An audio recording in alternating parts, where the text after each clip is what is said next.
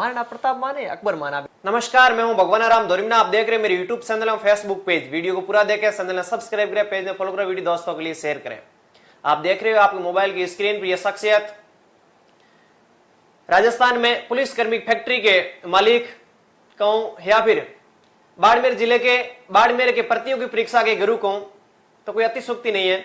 मेरे साथ है बाड़मेर के गुरु श्री प्रेम सिंह जी राजपुरोहित, निदेशक संकल्प क्लासेस बाड़मेर के। आप लोग बहुत से इनके नाम से या इनके काम से आप वाकिफ में परिचित होंगे या इनके काम से आप जानते होंगे।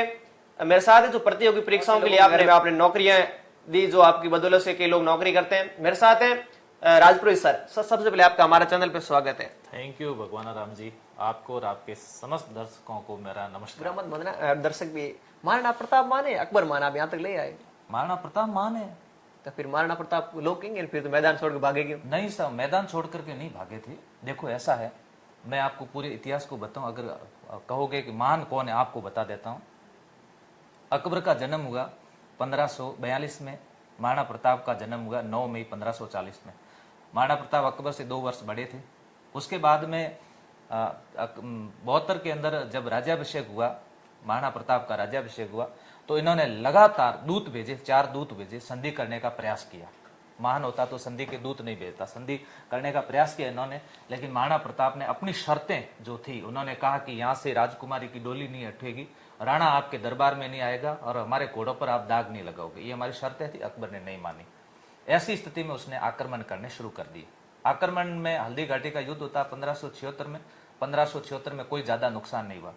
1578 में कुंभलगढ़ का युद्ध होता है, इसमें भी उनको कोई विजय नहीं मिली जो उम्मीद के अनुसार। फिर वो दिवेर का युद्ध होता है, दिवेर के अंदर मुगल सेना हार जाती है। उसके बाद में ये लोग जगन्नाथ कछुआ को भेजते हैं 1584 को, फिर वो भी हार जाता है। 1584 से लेकर के 1597 तक अकबर ने कोई आक्रमण नहीं भेजा, कोई दल नहीं भेजा। अगर वो इतना ही बहादुर था, इतना ही महान था, तो फिर वो महानता कहां गई थी? भगवान राम जी, महानता केवल किसी का शोषण करने से, किसी को दबाने से, यहाँ पर चित्तौड़ के अंदर कत्लेआम करवाया था, उससे महानता नहीं होती है। महानता होती है नैतिकता से, महानता होती है उसके चरित्र से।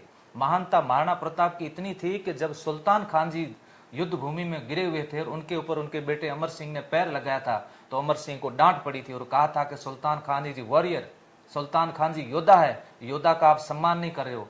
जब अब्दुल रहीम खान खाना की बैग में पकड़ी गई थी, तो महाराणा प्रताप ने कहा था कि मातृ शक्ति को सम्मान वापस लौटा के आइएगा। महानता ये होती है। महानता केवल ये नहीं होती है कि आप अपना पूरा हरम भर दो, आप नैतिकता का पूरा पतन कर दो, आप चरित्र का पूरा पतन कर दो। इसलिए महानता के जो पैमाने हैं, उस पैमानों पर मेरा ऐसा मानना है, मैं भी एक इतिहास का विद्यार्थी हूँ, महाराणा प्रताप महान थे और महाराणा प्रताप महान है और महाराणा प्रताप महान रहेंगे। धर्म युद्ध कहते हैं इस महाराणा प्रताप युद्ध में। धर्म युद्ध, महाराणा प्रताप का सेनापति हकीम सूरी, अकबर का सेनापति मान सिंह। तो धर्म कहाँ गया? हाँ, यही तो बात हुई ना। जब यहाँ पर कहा जाता है कि धर्म युद्ध, तो यहाँ पर महाराणा प्रताप की सेना में हकीम खान सूरी लड़ रहे हैं। लोग कहते हैं कि महाराणा प्रताप के साथ में राजपूत नहीं थे। कौन कहता नहीं थे? महाराणा प्रताप के साथ में राजपूत थे, महाराणा प्रताप के साथ में जालोर थे, महाराणा प्रताप के साथ डूंगरपुर था, महाराणा प्रताप के साथ बांसवाड़ा था, महाराणा प्रताप के साथ पूरा ग्वालियर का क्षेत्र लड़ रहा था। सारे लोग थे, कुछ थे जो उनके साथ में थे। तो ऐसी स्थिति में इस युद्ध को अकबर ने धर्म युद्ध परिवर्तन के नाम से भ्रमित करने की कोशिश की और राजपूतों को राजपूतों से लड़ाया। सेना का मुख्य सेनापति इसने मान सिंह को बनाया, जबकि महाराणा प्रताप के लिए ऐसा कुछ भी नहीं था कि मेरे सामने मुस्लिम है तो मैं हकीम खान जी को बनाऊं। हकीम खान जी एक बहुत अच्छे योद्धा थे और हकीम खान जी को उन्होंने अवसर दिया।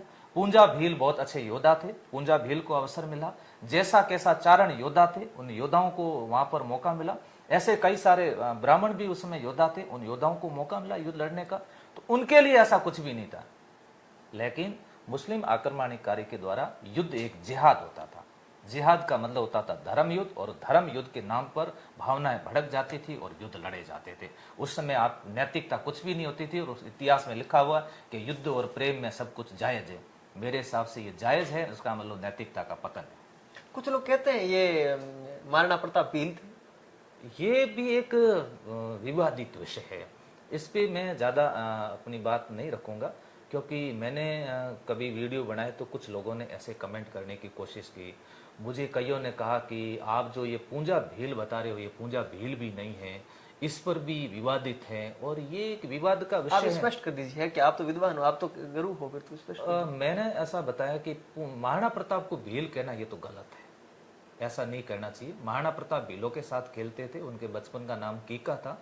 महाराणा प्रताप पर कोई संशय है नहीं, पूंजा भील पे थोड़ा संशय। पूंजा भील के बारे में ऐसा बताया जाता है कि सोलंकी राजपूत थे और वो जो भीलों के सरदार थे, तो जब भीलों का सरदार होता था वो अपनी वेशभूषा भी भीलों की जैसी रखता था।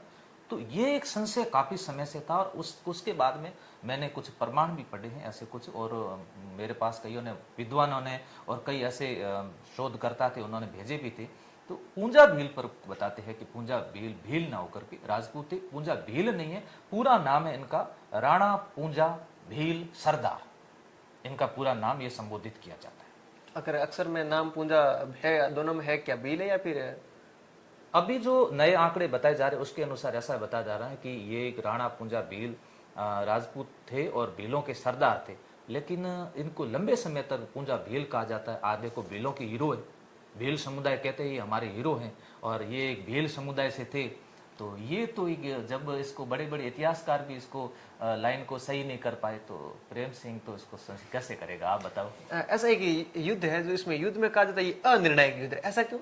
अनिर्णायक युद्ध इसलिए रहा कि अकबर ने जब ये कहा कि इस युद्ध में मैं जिंदा या मरा हुआ महाराणा प्रताप नहीं आया तो अपने आप को विजित घोषित नहीं करूंगा, तब इतिहासकारों ने कहा था कि ये निर्णय युद्ध रहा, इसमें ना तो महाराणा प्रताप जीते, ये गोपीनाथ शर्मा ने कहा, ना अकबर जीत पाया, क्योंकि दोनों की जो इच्छाएं थी वो इच्छाएं पूरी नहीं हुई। महाराणा प्रताप अपने क्षेत्र को बचाने में सफल हुए, लेकिन वो सफल नहीं हुआ। उसका एक ही उद्देश्य था, महाराणा प्रताप जिंदा या मुर्दा, यही मेरी जीत है, और ये जीत उसकी नहीं हुई। ऐसा तो नहीं कि महाराणा प्रताप के समय ऐसा नहीं था, फिर इन्होंने अभी यहाँ के हिंदुओं ने ऐसा थोपा है? राणा थारी डकार सुनने अकबर धुजो जाए, ये मैंने तो गाया नहीं जी। जिसने भी गाया आप उसका इंटरव्यू ले सकते हो कि ये किसने गाया था। जब उसकी डकार से भी उसको डर लगता है, ज्योतिषियों ने, कईयों ने उसको, ज्योतिषी ने कहा था जिस दिन महाराणा प्रताप तेरा आमना सामना होगा, तेरा अंतिम दिन होगा, इतना ही बहादुर होता तो हल्दी घाटी युद्ध में लड़ने आ जाता। कितने लोगों को लड़ने के लिए भेज दिया, खुद कभी लड़ने नहीं आया। देखो मजेदार बात, वो खुद लड़ने के लिए वहां पर उपस्थित नहीं हुआ। तो ऐसी स्थिति के अंदर उसका जो निर्णय है, मेरे हिसाब से हार का पक्ष का निर्णय था, और महाराणा प्रताप का निर्णय था वो आत्मविश्वास। मैं हमेशा कहता हूँ महाराणा प्रताप में आत्मविश्वास, महाराणा प्रताप में स्वाभिमान। मैंने पूरा इतिहास महाराणा प्रताप के बारे में पढ़ा है। महाराणा प्रताप के जो 11 रानियां थी, उनसे भी जब उन्होंने शादियां की, उन राजकुमारियों से किए जिन राजकुमारियों की शादियां मुगलों से होनी तय हुई थी, वो उनसे शादियां की। आप भगवान राम जी कभी इतिहास पढ़ना, क्या उन्होंने चरित्र की बातें कही, क्या उन्होंने नैतिकता की बातें कही है, और वास्तव में एक दिव्य पुरुष।